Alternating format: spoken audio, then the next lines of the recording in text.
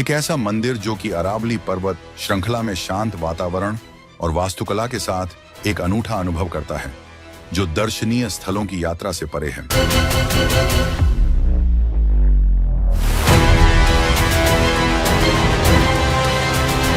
आज हम मंदिर दर्शन में करेंगे जैन धर्म की संस्कृति को अक्षुण्ण रखने और वृद्धिगत करने के लिए बनाए दिगंबर जैन ज्ञानोदय तीर्थ क्षेत्र नारेली में बने इस मंदिर का उद्घाटन सितंबर 2000 को किशनगढ़ के मार्बल उद्योगपति आर के मार्बल परिवार द्वारा किया गया था। पाटनी परिवार द्वारा निर्मित यह मंदिर भारत में अपनी विशालता एवं सौंदर्य के लिए अनुपम है। हमारी मंदिर दर्शन की टीम यहां पहुंची और इस मंदिर के इतिहास के बारे में वहां से जाना। दर्शकों, जिस स्थान से तीर्थ का प्रवर्तन किया जाता है उसे तीर्थ कहते हैं, अर्थात जहां भव्य जीव साधना कर संसार से तिरने की शिक्षा प्राप्त करते हैं उसे तीर्थ क्षेत्र कहते हैं। और भारत में ऐसे अनेकों तीर्थ क्षेत्र हैं जिनके श्रावकों ने श्रद्धा भक्ति से बनाया और आज वे जगत विख्यात अतिशय क्षेत्र बन गए। और आज हम मंदिर दर्शन में करेंगे जैन धर्म की संस्कृति को अक्षुण्ण रखने और वृद्धिगत करने के लिए बनाए दिगंबर जैन ज्ञानोदय तीर्थ क्षेत्र नारेली के दर्शन, जहाँ हम करेंगे 24 तीर्थंकरों के 24 जिनालय के साथ साथ अन्य खूबसूरत मंदिरों के दर्शन। तो आइए करते हैं दर्शन नारेली तीर्थ क्षेत्र के। इस मंदिर के दर्शन लाभ से पहले ये जानना जरूरी है कि इसका निर्माण क्यों किया गया। तो आपको बता दें कि ज्ञान सागर महाराज की समाधि नसीराबाद में है और संत आचार्य शिरोमणि पूज्य आचार्य 108 विद्यासागर जी की दीक्षा स्थली भी अजमेर में ही है। और इन दोनों महान आदर्श संतों की यशोगाथा को चिरस्थायी बनाने के लिए ही इस ज्ञानोदय तीर्थ को बनाया गया है। दर्शकों, यदि आपने अक्षरधाम मंदिर के दर्शन किए हैं तो आपको इस जिनालय का प्रारूप देखकर अक्षरधाम मंदिर का स्मरण हो जाएगा। यह जिनालय क्षेत्र का तलहटी स्थित मूल जिनालय है जो सबसे बड़े स्थान पर है। सबसे पहले इस मंदिर के स्थान चयन की एक बड़ी ही रोचक कहानी है, जिसे सुनकर भारत के आचार्य मुनियों की आध्यात्मिक शक्ति का पता चलता है। आध्यात्मिक संत वास्तु विज्ञानी मुनि पुंगव श्री सुधासागर जी महाराज का 1994 में ऐतिहासिक वर्षा योग हुआ और इसी वर्षा योग में कार्तिक सुधी पूर्णमासी के दिन रात्रि के अंतिम प्रहर में सपना आया और सपने में मुनि जी को अजमेर की पूर्व दिशा में एक पहाड़ी भूखंड के दर्शन हुए। सुबह होते ही मुनि जी ने समाज के लोगों से कहा, पूर्व दिशा में चलो, इसी दिशा में तीर्थ क्षेत्र बनेगा। और दूसरे मुनियों व समाज के बंधुओं के साथ नारेली की तरफ चल पड़े। रास्ते में मदार क्षेत्र की पहाड़ियों का भी अवलोकन करते गए और अचानक श्रीनगर बडलिया चौराहे के पास मुनि श्री उत्तर दिशा की ओर मुड़ गए और कुछ ही दूर चलने के बाद उनके चरण नारेली के इस विशाल पहाड़ी सहित भूखंड पर रुक गए और वो आंख बंद करके खड़े हो गए और ध्यान करने के बाद घोषणा की कि इसी जगह तीर्थ क्षेत्र बनेगा। श्री मुनि ने कहा, यह भूमि वास्तु दोषों से रहित है।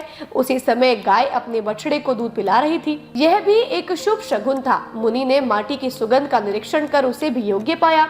बस उसी समय समाज के लोगों ने पानी से भरा नारियल तोड़कर उसी के जल से मुनि श्री के चरण कमलों का अभिषेक कर गंधोतक बनाकर क्षेत्र को पवित्र कर दिया और दर्शकों, मुनि श्री के चरण कमल की रज से भूखंड धन्य धन्य हो गया।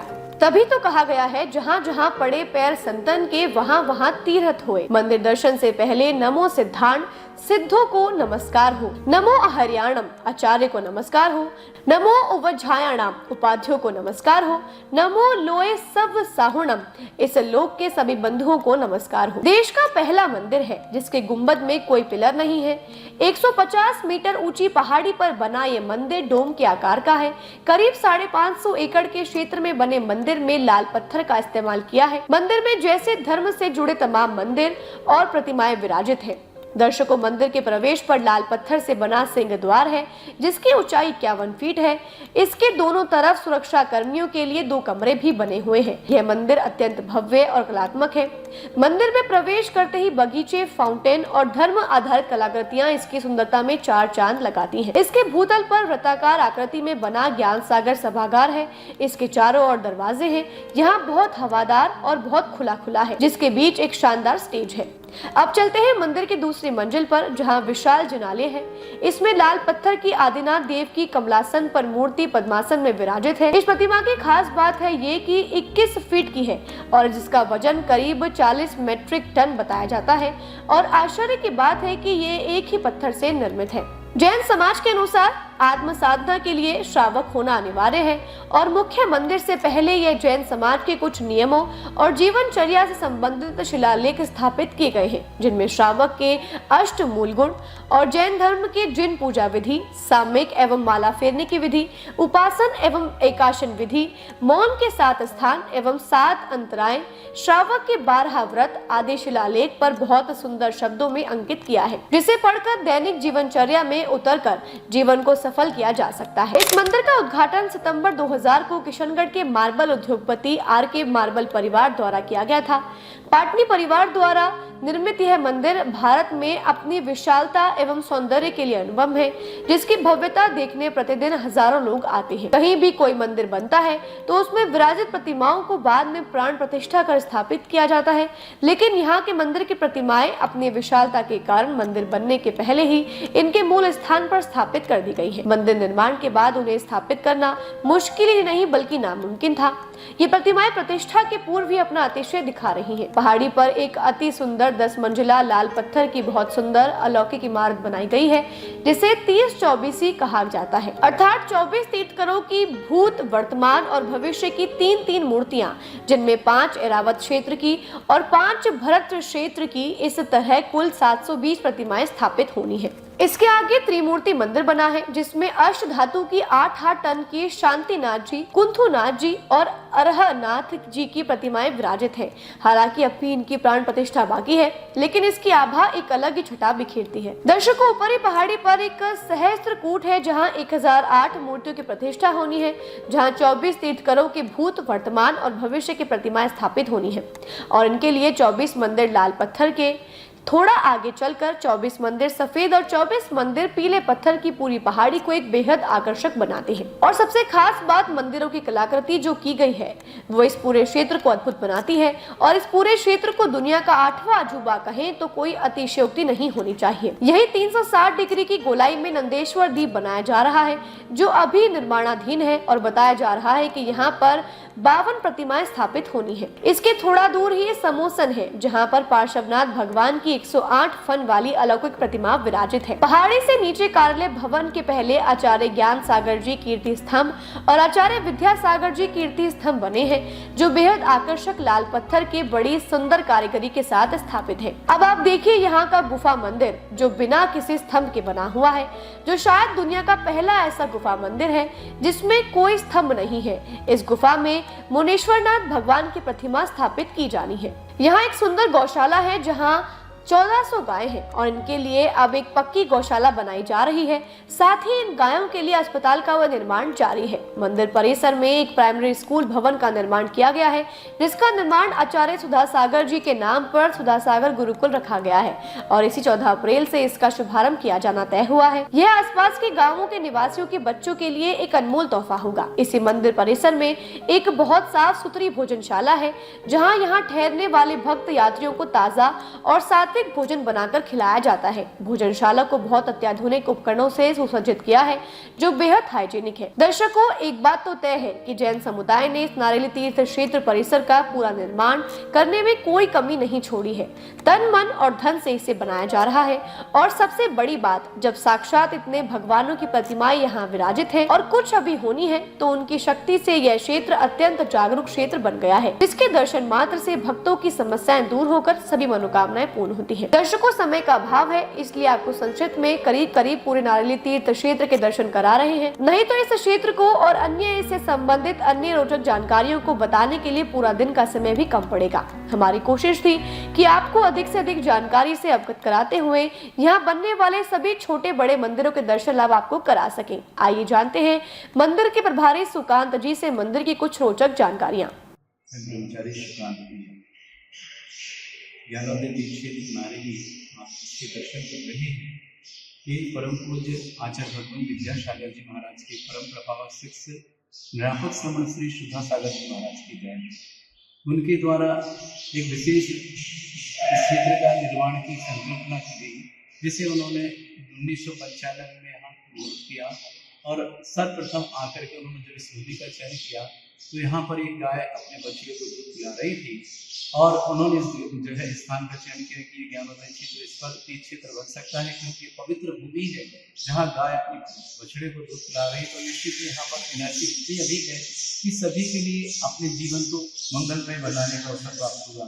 सब उन्होंने यहाँ के समाज के साथ मिलकर करके और सरकार के माध्यम से उस समय मुख्यमंत्री भैरव सिंह जी शेखावत साहब थे, उनके माध्यम से जमीन को प्राप्त किया और कुछ जमीन निजी है उसको भी उन्होंने खेती की, उनके दादाताओं से हाथ प्राप्त किया। आज ये क्षेत्र लगभग 400 से 450 बीघा में फैला हुआ है, जिस पर ज्ञानोदय क्षेत्र में गौशाला है, इसमें 1400 गौवंश निवास करते हैं और साथ ही साथ आदिनाथ जिनालय है जो कि आज के मारवाड़ वालों के द्वारा यहाँ पर बनाया गया है। भारत का एक ऐसा जिनालय है जिसके दर्शन करने पूरी दुनिया से सभी लोग आते हैं। एक अक्षरधाम पैटर्न पे बनाने का पूरा प्रयास किया गया था और आज इसकी ख्याति पूरे विश्व में है। साथ ही साथ सुधा सागर पब्लिक स्कूल जिसे गुरुकुलम का नाम दिया है वह भी 14 अप्रैल से प्रारंभ हो रही है।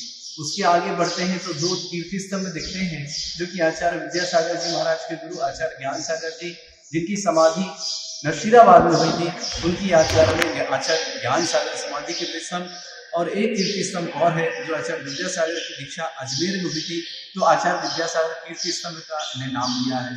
साथ ही साथ सुधा सागर बगीचा है जिसमें कि लोगों बच्चों के लिए झूले आदि लगे हुए हैं, जिसमें आकर के अपने बच्चों के साथ बैठे और आदि का कार्यक्रम आगे बढ़े।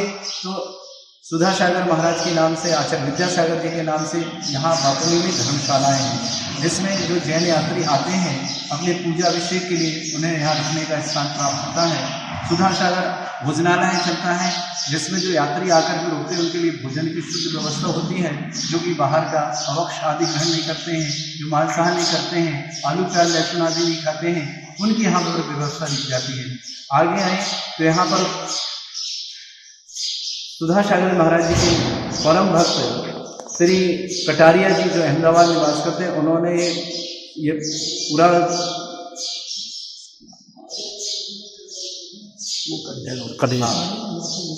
प्रधान कार्यालय बनाया है। प्रधान कार्यालय जो कि कटारिया जी के परिवार के सौजन्य से बनाया गया, अभी जिस पर कि ऊपर में भगवान मुनीश्वरनाथ समोसन में विराजमान है जो भूगर्भ से प्रकटित है और 51 जिन प्रतिमा पूरी भूगर्भ से निकली थी और 1 जनवरी 2018 को परम पूज्य रापक श्रमण सुधा सागर जी महाराज के सत्संग में सानिध्य में यहाँ विराजमान की गई। तब से इसके चमत्कार इतने हैं, पूरी दुनिया से लोग आते हैं इनके अभिषेक करने, दर्शन करने और विधान पूजन करने। जिन जिन की जो मनोभावना लेते हैं वो पूर्ण होती है। कोरोना काल में हजारों लोगों को इनसे लाभ प्राप्त हुआ और कितने जीवों का कल्याण हुआ इसका गिनती करना मुश्किल है। आगे चले तो बाजू में धर्मशाला आचार्य ज्ञान सागर सभागार, पीछे धर्मशाला है जिसमें यात्री रुक सकते हैं, सामने सुधा सागर सभागार है जहाँ की किसी भी तरह का कोई धार्मिक कार्यक्रम होता है, विधान हो या किसी प्रकार के साधु के आने पर उनका यहाँ प्रवचन आदि कार्यक्रम या किसी बड़े फंक्शन जो पदयात्रा प्रतिवर्ष वक्त यहाँ आती है ज्ञानोदय में, उसका यहाँ पर कार्यक्रम किया जाता है। आगे बढ़े तो वानप्रस्थ आश्रम है जिसमें कि अपने परिवार से जो निवृत्त होकर के धर्म साधना करना चाहते हैं और अपने जीवन को धर्ममय बना करके जीना चाहते हैं, उनके लिए यहाँ पर ज्ञानेंद्र जी गदिया परिवार सूरत वालों के माध्यम से वानप्रस्थ आश्रम का निर्माण कराया गया। उसी के सामने बन रही है गुफा मंदिर। गुफा मंदिर वह है जिसमें जो यहाँ पर आपको बताया मैंने भी कि प्रधान कार्यालय ऊपर मुनीश्वरनाथ भगवान समोसन विराज वो वहाँ विराजमान होंगे। ऐसा ये गुफा मंदिर बन रहा है जो दुनिया में अजूबा ही है, जिसमें किसी प्रकार के कालम खंबे नहीं है। पूरा गुफा के माध्यम से लगभग 150 फुट लंबा और 60 फुट चौड़ा इसकी रखी गई है।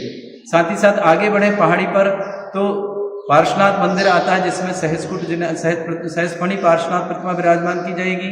ऊपर चलने पर सबसे प्रथम आते हैं 24 जिनालय। 24 जिनालय में लाल कलर के पत्थरों में, उसके आगे भविष्य काल के 24 जिनालय आएंगे सफेद पत्थरों में, उसके आगे भूतकाल के 24 जिनालय आएंगे पीले वाले पाषाण में। ये सब 72 जिनालय भूत भविष्य वर्तमान की हैं। साथ ही साथ पहाड़ी पर 30 चौबीसी जो 10 मंजिल की है, जिसमें 5 भरत क्षेत्र, 5 ऐरावत क्षेत्र के भूत भविष्य वर्तमान संबंधी 30 चौबीसी 720 प्रतिमा उसमें विराजमान की जाएंगी, जो कि 10 मंजिल है। अभी पूरे अजमेर जिला के लिए एक शान की बात है कि पहाड़ी पर इतनी ऊंचाई पर बना करके ये कार्य करना। साथ ही साथ कुंतीलाल जी गदिया परिवार की ओर से सहस्कुट जिनालय बनाया गया जिसमें 1008 भगवान के जो नाम होते हैं उनके नाम की प्रतिमाएं विराजमान की जाएंगी। 30 ओबीसी के आगे चलते हैं तो डिलवारी परिवार जी की ओर से शांति कुंतरनाथ भगवान का मंदिर है, जिसमें कि 24 टन की धातु की प्रतिमा वहां शांतिनाथ, कुंथुनाथ और अरनाथ भगवान की विराजमान है। अभी तक भारत में खड़गासन इतने वजनदार धातु की प्रतिमा कहीं पर भी नहीं है। उसके आगे चलते हैं तो 30 ओबीसी का त्रिकाल 24 आगे बढ़ते चले जाते हैं, बुद्ध भविष्य मैदान, और उस तरफ से लौट करके आते हैं तो हमने एक गौशाला बना रहे हैं जो सुंदर आधुनिक होगी, क्योंकि जीव दया जैन धर्म में पहले गया। तो गायों के लिए हम विशेष कर रहे हैं कि गायों को कैसे अच्छी से अच्छी व्यवस्था दें। तो बहुत आधुनिक गौशाला का निर्माण लगभग पूर्णता पे है। साथ ही साथ उनके स्वास्थ्य के लिए अस्पताल भी बन रहा है। उसी से आगे निकलते हैं तो नंदीश्वर दीप जिनाला आता है, जिसमें 52 मंदिर होंगे, अंदर पूरा गोल होगा वर्ताकार में, और उसमें 52 जिनालय होंगे। एक एक जिनालय में चतुर्मुख प्रतिमा होंगी और एक एक प्रतिमा अरिहंत परमेष्टि की होगी। ऐसी 52 प्रतिमा होगी। वहां से और आगे बढ़ते हैं तो हम बना रहे हैं नया समोसरण, जो कि बिना पिल्लर का होगा, पाषाण का होगा, और ऐसा अभी तक भारत में कहीं नहीं है। ऐसा समोसरण जिनालय होगा जिसमें मुख्य समोसरण में। तो दर्शकों, आज के लिए बस इतना ही। अगले गुरुवार आपसे फिर होगी मुलाकात हमारे कार्यक्रम मंदिर दर्शन में। तो आज के लिए बस इतना ही। नमस्कार।